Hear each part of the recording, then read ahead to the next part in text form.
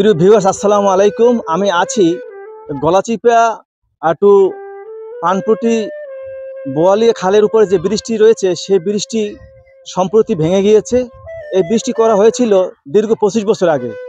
25 বছর আগে করা হলেও কোনো মেরামত করা হয়নি। এই ব্রিজ দিয়ে প্রতিদিন হাজার হাজার লোকজন উপজেলা শহর জেলা শহরে চলাচল করে। এই ব্রিজটি ভাঙার কারণে দুই ইউনিয়নের দুই পারে হাজার হাজার লোক তারা আসা যাওয়া প্রতিবন্ধকতা সৃষ্টি হচ্ছে। আমরা জানবো পানপটি ইউনিয়নের এক ভাই কাছে যে আসলে তাদের এই চলাচল করতে কি ধরনের সমস্যা হচ্ছে এই এই ব্রিজ দিয়ে। আমি মোহাম্মদ নয়ন মিয়া। আমার ঠিকানা পানপট্টি ইউনিয়নের সন্তান। আমি যদিও বাংলাদেশ জাতীয়তাবাদী যুব দলের একজন সাধারণ কর্মী হিসেবে আমার প্রাণের দাবি এই ব্রিজটি আমাদের পানপট্টি ইউনিয়নে গলাচিপা সদর ইউনিয়নের অনেকটি কলেজ এবং শিক্ষা প্রতিষ্ঠান এবং আশ্রয় প্রকল্প, আমাদের কৃষিকাজ, ব্যবসা বাণিজ্য, মাছের আড়ত শুরু করে আমাদের এই ব্রিজটা অতি জরুরি। আমি বাংলাদেশ বর্তমান সরকারকে বলবো অতি তাড়াতাড়ি আমাদের এই ব্রিজটা নির্মাণ করা হোক। আপনারা শুনতে পেরেছেন যে ব্রিজটি খুব জনগুরুত্বপূর্ণ, এই এলাকার মানুষের প্রাণের দাবি। এই বৃষ্টি দিয়ে কিন্তু প্রতিদিন হাজার হাজার লোকজন আসা যাওয়া করে এই দুই ইউনিয়ন থেকে উপজেলা শহরে। আমরা আরেক ভাইয়ের কাছে জানবো যে আসলে ব্রিজ দিয়ে তাদের এই হঠাৎ করে ব্রিজটি ভাঙার কারণে তাদের কি সমস্যা হচ্ছে চলাচলে। বিসমিল্লাহির রহমানির রহিম। আপনারা ইতিমধ্যে লক্ষ্য করেছেন যে বৃষ্টি ভেঙে গিয়েছে। এই বৃষ্টি ভেঙে যাওয়ার পরে কোনো সংস্কার আমরা পাইনি এবং যার জন্য আজকে এখানে অনেক লোক সমবেত হয়েছে। এই যে বৃষ্টি গলাচিপা সদর ইউনিয়ন এবং পানপট্টি ইউনিয়নের যোগাযোগের একটি অন্যতম মাধ্যম। এই যে অঞ্চলটি আপনারা দেখতে পাচ্ছেন, এখানে প্রায় 200-র মতো ঘর আছে আশ্রয়ণ প্রকল্প।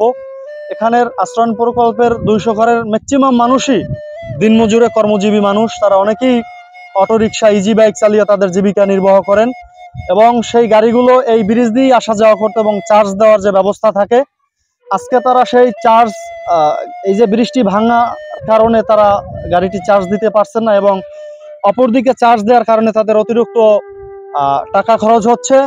এর থেকে তারা যেহেতু নিম্ন আয়ের মানুষ, তাদের জীবন জীবিকার উপরে সেই প্রভাবটি পড়ছে। আরও একটি বিষয় হচ্ছে যে এই পানপট্টি ইউনিয়ন, আপনারা জানেন যে এই গলাচিপা উপজেলার মধ্যে একটি কৃষি প্রধান ইউনিয়ন হচ্ছে এই পানপট্টি ইউনিয়ন। এই পানপট্টি ইউনিয়নে বর্তমান সময়ে আখ এবং অন্যান্য সবজি ফসল সহ বিভিন্ন কৃষি পণ্য এই পানপট্টি ইউনিয়ন উৎপাদন হয়। এই কৃষি পণ্য শুধু পানপট্টি গলাচিপা উপজেলাই নয়, গলাচিপা উপজেলার চাহিদা নিবারণ করে পটুয়াখালী, বাউফল, দশমিনা সহ যশোর পর্যন্ত এই কৃষি পণ্য রপ্তানি করা হয়। আপনারা শুনতে পেরেছেন যে আসলে ভাই আমাদেরকে যেমনটি জানিয়েছেন যে আসলে এই দুই ইউনিয়নের যে কৃষি উৎপাদন হয়, রবি শস্য যেমন তরমুজ, আলু, ডাল সহ আর অন্যান্য নিত্য প্রয়োজনীয় জিনিস, এগুলো দিয়ে উপজেলা শহর সহ জেলা শহর এবং যশোর যে জেলা আছে সে জায়গা কিন্তু এই চাহিদা পূরণ করে। আমরা আরেকবার কাছে জানবো যে আসলে এই বৃষ্টি হঠাৎ করে ভেঙে যাওয়ার কারণে এই এলাকার যে রুগী আছে, প্রসূতি মা আছে, গর্ভবতী মা, তাদের কি সমস্যা হইতেছে? আমাদের গর্ভবতী মাতৃত্বকালীন যে আমার মায়েরা আছে, বোনেরা আছে, এদের আসতে খুবই সমস্যা। একটা গলাচিপা সদর ইউনিয়নের হসপিটালে নেওয়ার জন্য কোনো যাতায়াত ব্যবস্থা নাই, যে নৌকায় নেবো তাও নিতে পারতেছি না, এই কচুরির পানি কোনো নৌকায় নিতে পারতেছি না, এদের নিয়ে খুব সমস্যা। এবং একটা রুগী হইলে কিভাবে নেব, এ নিয়ে অনেক চিন্তা, 10 কিলোমিটার ঘুরিয়ে যাওয়া লাগে। আপনারা শুনতে পাচ্ছেন যে আমাদের এলাকার ভাই বলেছেন যে আসলে যে এলাকায় যে প্রসূতি এবং গর্ভবতী যে মারা রয়েছে তারা কিন্তু যাইতে পারতেছেন না শুধু এই বৃষ্টির কারণে। এছাড়া কিন্তু জেলা শহর বা উপজেলা শহরের হসপিটালে যাওয়ার কোনো অন্য কোনো মাধ্যম নাই। আমরা জানবো সাবেক ইউপি সদস্য এই গলাচিপা সদর ইউনিয়নের তার কাছে যে আসলে এই দুই পাশে ওই ব্রিজের এক পাশে আবাসনের প্রায় 150-200 ঘর রয়েছে, তাদের কি সমস্যা হচ্ছে। তারা এই জায়গাটা দিয়ে আসতে পারে না এবং এই জায়গায় দেয়া আসার কারণ না আসার কারণে অনেকটা যে গর্ভবতী মায়েরা আমার আছে তাদেরকে বিঘ্ন ঘটায় এবং ওই পারের কিছু পোলাপান এই যে আবাসনের 100-র উপরে ঘর, এই আবাসনের 100 উপরের ঘরে ব্যাপক মানুষ আছে। এই মানুষের পোলাপানগুলো এই গলাচিপায় এই ব্রিজটা রেফারি একটা স্কুল, উত্তর বোয়ালিয়া সরকারি প্রাথমিক বিদ্যালয়, এই জায়গায় আসা যাওয়া করে, তারা আসতে পারতেছে না। এবং এই ব্রিজের গোড়ায় একটা মেইল ঘর আছে, তারা গাছগুলো আনে, হাওয়া আনতে পারে না। এরপরে এখানে একটা বাজার, এই ধারের মানুষগুলোই বেশি এই বাজারে আসা যাওয়া করে, কেননা গলাচিপা ইউনিয়নের মানুষ বেশিরভাগই গলাচিপামুখী, আর তারা এখানে সন্ধ্যাকাল হইলে একটু আসে, কিন্তু এরা এই আসা যাওয়া করতে পারতেছে না।